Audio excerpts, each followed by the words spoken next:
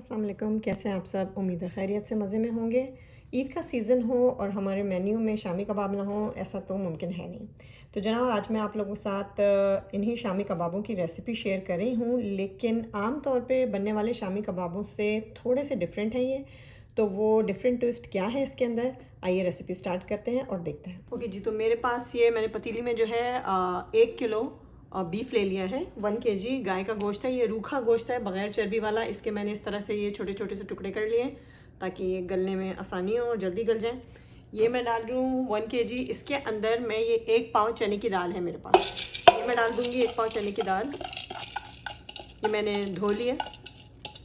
इसके साथ ये मेरे पास एक बड़े साइज़ की प्याज थी, आपके पास छोटी है तो आप 2 ले लें। ये मैंने रफ़ साइज़ के टुकड़े कर लिए हैं रफली से, ये डाल दिया है। एक बड़ा जो लहसुन का जो जवा होता है वो मैंने पूरा ले लिया है। पोथी जो लहसुन की एक होती है पूरी, इसमें तकरीबन 10 से 12 जवे हैं लहसुन के, ये ले लिए मैंने। एक बड़े साइज़ की अदरक थी, इसको मैंने रफली सा इस तरह से काट लिया है। ये मेरे पास साबुत लाल मिर्च है, गोल वाली है तो आप गोल वाली डाल दें, मेरे पास ये गोल और ये मिक्स है। ये मैं डाल रही हूँ ऑलमोस्ट 8 से 10 ये मिर्चें डाल दूँगी मैं। इसके साथ मेरे पास ये काली मिर्चें हैं साबुत, ये है तकरीबन ½ टेबल स्पून, ये मैंने इसमें डाल दी है। ये मेरे पास लौंग है, ये तकरीबन 25 से 30 लौंग के पीसेस हैं, ये मैंने डाल दिए हैं। ये बड़ी इलायची काली, ब्लैक कार्डमम, ये मैंने इसके 4 से 5 टुकड़े ये डाल दिए हैं। इसके साथ मेरे पास ये सिनेमन स्टिक्स हैं, ये मैंने 4 पीसेस इसके अंदर डाल दिए हैं। फिर इसके साथ ये तेज़ पत्ता है मेरे पास, बे लीव्स, ये मैंने डाल दिए इसके अंदर 5-6 टुकड़े इसके डाल दिए हैं। इसके साथ अब मैं इसके अंदर ज़ीरा डाल रही हूँ, तकरीबन 1.5 टेबल स्पून के करीब साबुत ज़ीरा, क्यूमिन सीड्स, और 1.5 टेबल स्पून के करीब साबुत धनिया, कोरिएंडर सीड्स, ये दोनों मैंने इसके अंदर डाल दिए हैं। इसके अंदर अब जाएगा नमक। भी फ़िलहाल मैं 1 टेबल स्पून भर के नमक डाल रही हूँ इसको, बाद में हम जब पीसेंगे इसका मसाला तो हम चेक कर लेंगे नमक। और इसके साथ अब मैं इसमें डाल रही हूँ पानी, इतना डालना है कि इसके अंदर ये बीफ और ये दाल अच्छी तरह से गल जाए। तकरीबन 1.5 से 2 घंटा ये पकेगा। तो अभी अराउंड 2 लीटर के करीब पानी आप समझ लें, इसके अंदर 2 लीटर पानी डाल दिया है मैंने। और इसको मैं मिक्स कर देती हूँ। अब इसको मैं बॉयल होने तक तेज़ आंच पे पकाऊंगी, और जब ये बॉयल हो जाएगा तो मैं इसकी आंच लो करके इसको 2 से 2.5 घंटा कि गोश्त कम्प्लीटली गल जाए तब तक हम इसको पकाएंगे। ओके जी, ये तकरीबन 2.5 से पौने 3 घंटा हो गए हैं, और अब ये गोश्त और दाल बिल्कुल गल चुकी हैं। और अब मैं इसका पानी जला रही हूँ, जो भी इसमें थोड़ा बहुत पानी रह गया है वो मैं ड्राई कर लूँगी सारा पानी इसका। और ये देखें इतना गल चुका है ये गोश्त, और ये दाल बिल्कुल गल गई है कि इसको हम जब ग्राइंडर में डाल के चलाएंगे तो उसको ज़्यादा देर आपको पीसने की भी ज़रूरत नहीं है, ये तकरीबन इसमें ही काफ़ी हद तक पिस चुका है। तो इसका मैं सारा पानी ड्राई करती हूँ। ओके जी, पानी इसका हो चुका है ड्राई कम्प्लीटली, ये देखिए, और ये काफ़ी हद तक इसी में पिस चुका है। ये देखिए काफ़ी हद तक ये इसी में बिल्कुल ही पिस चुका है। अब मैं इसको जो है वो चूल्हा बंद करके पतीली का ढक्कन खुला छोड़ के मैं इसको 15-20 मिनट के लिए ठंडा करूँगी, और ठंडा करने के बाद फिर मैं इसको ग्राइंडर में डाल के पीस लूँगी। ओके जी, तो ये कबाब का मसाला जो है मैंने पीस लिया है। ये देखिए इस तरह से बिल्कुल स्मूथ सा इसको पीसना है, दाने दाने नहीं होने चाहिए, इसको बिल्कुल बारीक स्मूथ सा इसको पीसना है। अगर आपके पास सिल है तो इससे तो अच्छी कोई बात ही नहीं है, और हिम्मत है तो सिल पे जो पिसे हुए कबाब होते हैं उनकी तो बात ही और होती है। तो ये मैंने खैर ग्राइंडर में पीसा है। ये मसाला हमारा तैयार हो गया है। अब इसके अंदर जो मैं as a binding agent add करूँगी, वो अमूमन लोग जो है वो अंडा डालते हैं इसके अंदर शामी कबाबों में, बट हमारे घर में जो है वो अंडा नहीं डलता था। मेरी अम्मी हमेशा इसके अंदर क्या करती थी कि चावलों को भिगा के उसको पीस के और चावलों का paste as a binding agent कबाबों में डाला करती थी। तो मेरी भी वही आदत है, जब कभी जल्दी होती है और हिम्मत नहीं होती है मेहनत करने की तो फिर मैं भी अंडा डाल देती हूँ। लेकिन अभी मैं इसके अंदर चावल पीस के डालूंगी और मैं आपको दिखाती हूँ कि उसका तरीका क्या है। ओके, तो क्योंकि मेरे पास सिल नहीं है यहाँ पे, जिनके घरों में सिल है उनके लिए तो कोई प्रॉब्लम नहीं है, लेकिन क्योंकि मेरे पास सिल नहीं है तो ये जो हावन दस्ता होता है मैं इसको एज ए सिल जो है वो यूज़ करती हूँ।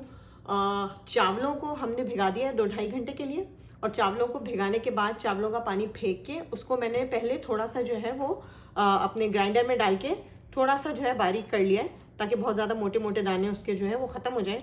और उसको बारीक करने के बाद फिर 2-3 टेबलस्पून पानी के साथ मैंने इसको इस हावन दस्ते में डाल दिया और अब मैं इसको पीसूँगी। ओके जी, मेहनत जो है वो रंग ले आई है और ये देखिए इसकी जो दाने थे वो ख़त्म हो चुके हैं और अब ये इस तरह से स्मूथ सी इसकी कंसिस्टेंसी हो गई है ऐसी, और यही हमें चाहिए थी। ये देखें ये लेस है इसकी, ये देखें कि ये सारा मैंने जो चावल पीसे थे मैंने कबाब के अंदर जो है शामिल कर दिए हैं। अब मैं इसको मसाले के साथ अच्छी तरह से जो है वो मिक्स कर लूँगी ताकि पूरे मसाले में ये मिक्स हो जाए।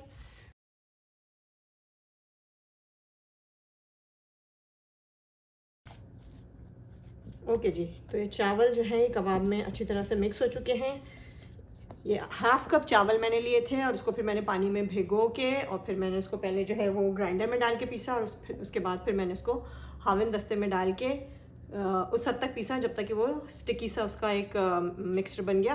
और फिर वो मैंने हाफ़ कप भीगे हुए चावलों को पीस के इसके अंदर ऐड किया था। अब इसके अंदर जो है आपको अंडा या कुछ भी डालने की ज़रूरत नहीं है।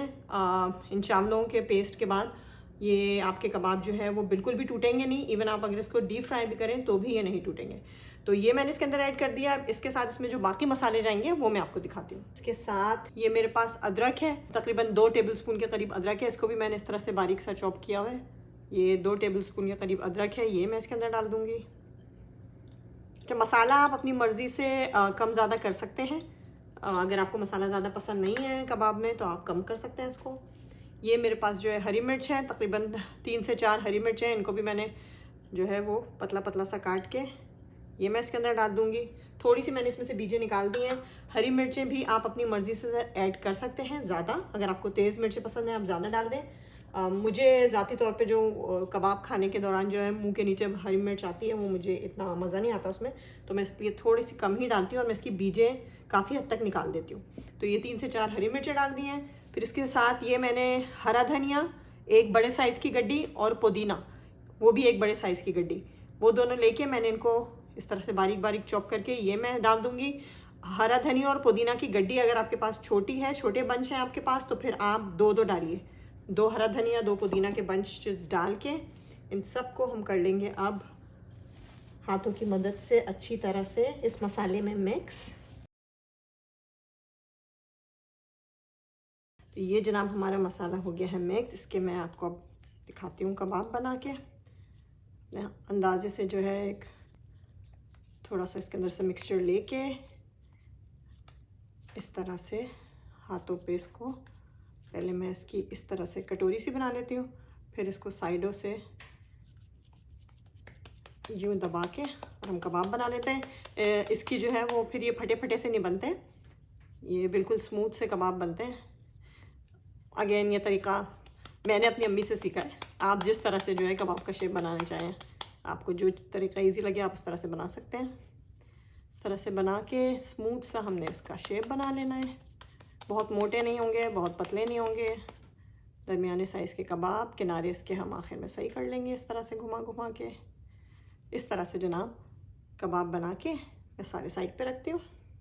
ओके जी, तो ये इस तरह से हमारे सारे कबाब बन गए। कोशिश करें कि कबाब जो है जितने स्मूथ बना सकते हैं स्मूथ बनाएं, उसमें कोई बीच में क्रैक्स ना हो, ताकि फिर फ्राई करने के टाइम पे आपको मुश्किल ना हो और उसका जो है वो लुक भी अच्छी आए।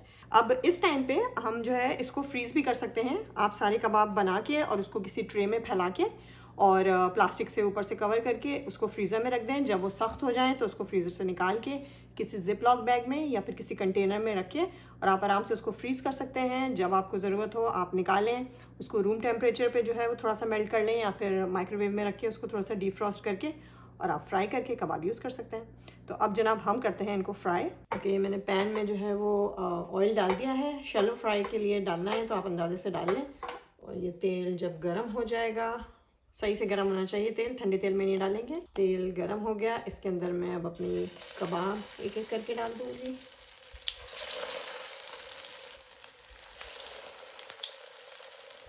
इसको डालने के बाद हमने जो है वो राइट अवे इसको जो है वो छेड़ना नहीं है। इसको हिलाना नहीं है चमचे की मदद से, बल्कि इस तरह से। ये देखिए मैं पैन को घुमा रही हूँ तो ये ऑयल जो है वो चारों तरफ जा रहा है, ताकि ये कबाब जो है वो इवनली हर जगह से फ्राई हो सके। अगर मैंने इसको अभी फ़ौरन ही डालते ही चलाना शुरू कर दिया जो है अपने चमचे की मदद से, तो ये टूटने लगेंगे। वंस ये एक दफ़ा सेटल हो जाए फिर हम इसको मूव करेंगे अराउंड 1 से 1.5 मिनट के बाद। ओके जी, 1 से 1.5 मिनट के बाद अब मैं इसको एहतियात से उठा के टर्न कर लूँगी। ये देखिए क्या खूबसूरत कलर आया है इसका। इस तरह से मैं अपने सारे कबाब एक एक करके एहतियात के साथ टर्न कर लूँगी। ये जनाब हमारे ज़बरदस्त से शामी कबाब जो हैं वो तैयार हो गए हैं। मैं आपको एक जो है वो कट करके भी दिखाती हूँ। पहले आप ये चेक कीजिए, जो मैं आपको क्रंचीनेस की बात करी थी कि आप जब इसको जो है वो चावल पीस के एज अ बाइंडिंग चावल इसमें डालेंगे तो चावल जो है वो क्रंच देता है इसके अंदर। ये देखिए क्या बात सुना, ये जो क्रंच है ये अंडे से नहीं आएगा इसके अंदर, ये चावलों के साथ ही आएगा ये क्रंच। अभी मैं इसको कट करके दिखाती हूँ आपको, देखें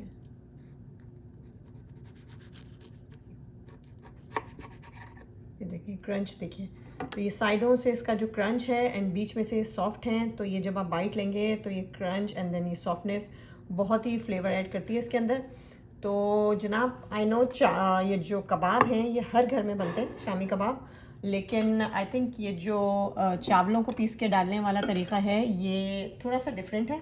तो आप लोग इस तरीके से इसको बना के जो है वो ज़रूर ट्राई कीजिएगा, और अगर रेसिपी पसंद आए तो अपने फ्रेंड्स एंड फैमिली के साथ ज़रूर शेयर कीजिएगा। वीडियो देखने का बहुत शुक्रिया।